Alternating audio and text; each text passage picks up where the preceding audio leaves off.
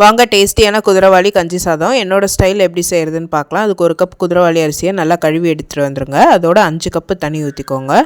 1 teaspoon அளவுக்கு ஜீரகப்பொடி சேர்த்துக்கோங்க. 1 teaspoon அளவுக்கு மிளகு பொடி, 1 டீஸ்பூன் நெய் சேர்த்துக்கோங்க. தேவையான அளவுக்கு உப்பு, 5-6 பூண்டை தட்டி சேர்த்து 5 விசிலுக்கு ப்ரெஷர் குக் பண்ணி எடுத்துருங்க. ப்ரெஷர் ரிலீஸ் ஆனோடனே பார்த்தீங்கன்னா நல்லா டேஸ்டியான குதிரைவாலி கஞ்சி சாதம் ரெடி ஆகிடும். உப்பு கரெக்டாக இருக்கான்னு பார்த்து அட்ஜஸ்ட் பண்ணிக்கோங்க. நான் அது கூட என்ன காம்பினேஷனில் சாப்பிட்டேன்னு சொல்கிறேன்.